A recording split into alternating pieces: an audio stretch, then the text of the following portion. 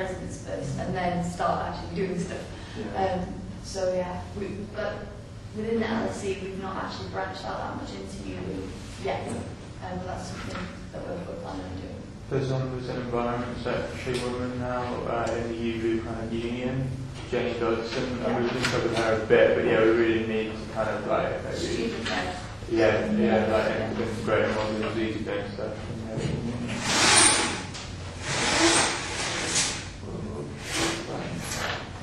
What sort of campaigns is everyone else running? Is there anything like specific at your university that you sort of take charge of, or are you just looking for ideas? See, we're really new groups, and maybe what we've done is like show community as much as possible, basically, just to try and get exposure out because people are. We've only been in university for 2 years, we're an institute, we are before that. We've got 18 campuses around London, so communication is just the biggest problem. We don't even have a newspaper. It's about 40,000 students. It's 18.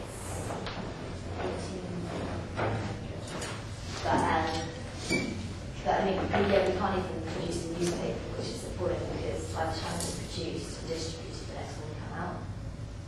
And so it's like that you have to employ a lot of full-time staff just to do the newspapers. But it's something that I'm trying to push for because... Is there no, because like within residences framework, it's quite difficult to get, as you say, we've got 10, so it's quite difficult to distribute things that way. Yeah. But having just one contact in each that can maybe send out electronic messages. Yeah, well, I mean, and also people don't use their university email accounts. And so there's like loads and loads of communication. A lot of people don't really even know about student union and aren't very involved.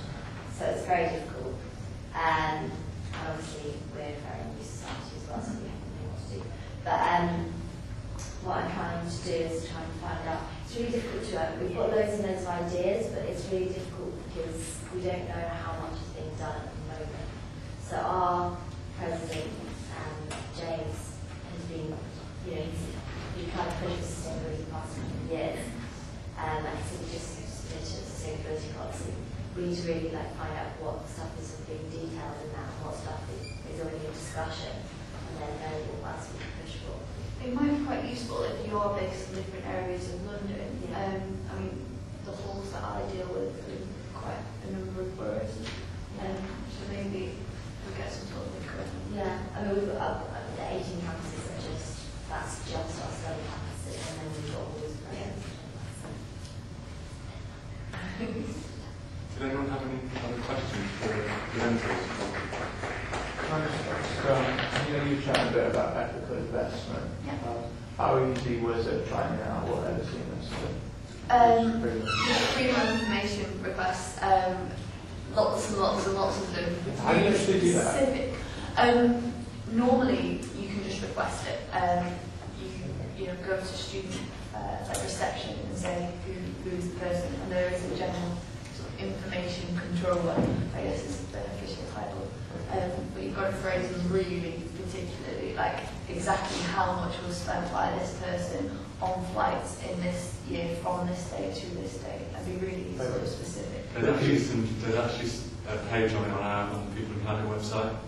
I can't remember where it is. I think it's in the Go Green section. If you just search freedom of information on our website, there's a page saying exactly what you're allowed to ask for, how you do it, that sort of thing.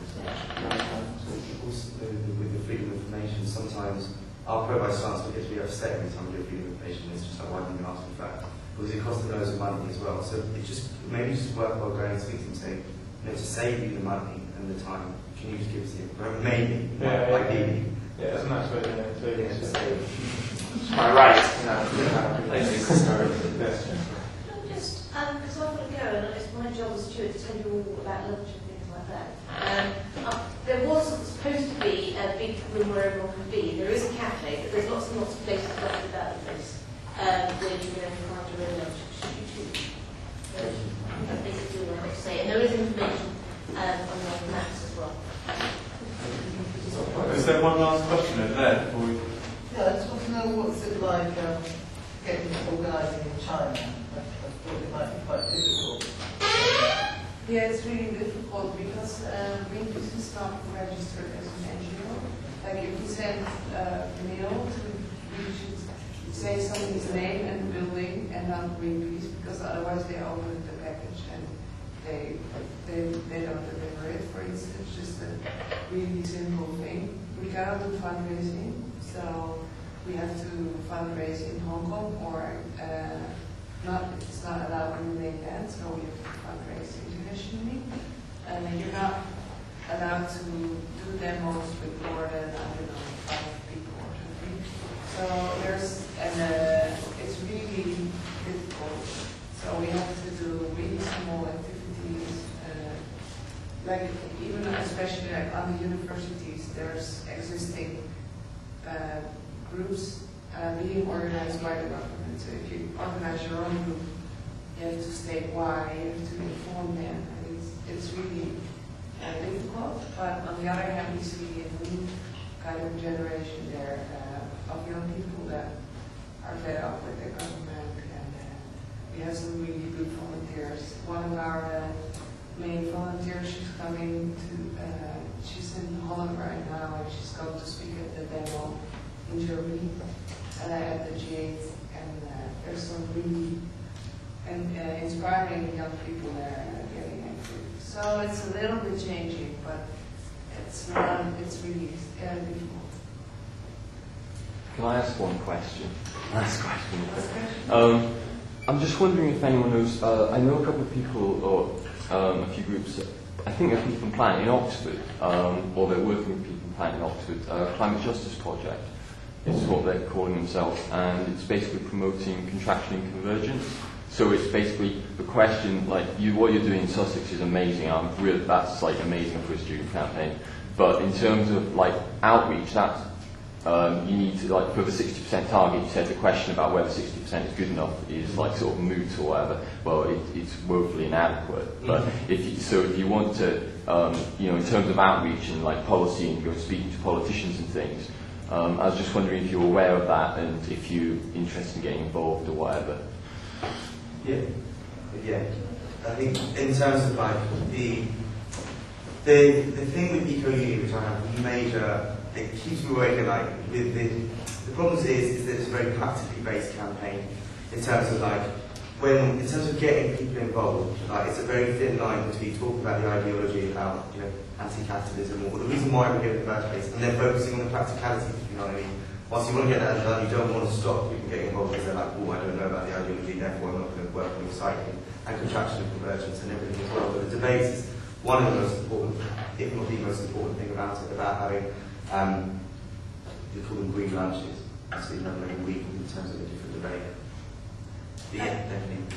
Yeah, we've done quite a lot to promote contraction convergence on campus. Aubrey Mayer did a series of talks, very well received, and really it is vital in terms of outreach, but also sort of future outreach. So educating students, as I said before, that are going to go into big business, into horrible, nasty corporations and things. I saw him heckling Nicholas Stern when Nicholas Stern. Yeah. I was working that event and I had to keep on saying sorry, give you I was like, no, carry on. But also in terms of linking with China, LSE is a really international university. We're like 70% international, of which over 50% of that is going to be from China or Asia. So actually speaking, as I said before, educating the uneducated, really, like the people from like Chinese society or Chinese business society or Asia Forum, whatever, actually go and say, we've got this event and all these questions keep being asked, and maybe you want to come and learn a bit more, maybe you want to answer the questions yourself about what your perspective is like, and it is, the sharing of information is really, really crucial. I know there are quite a few groups who are looking at contracting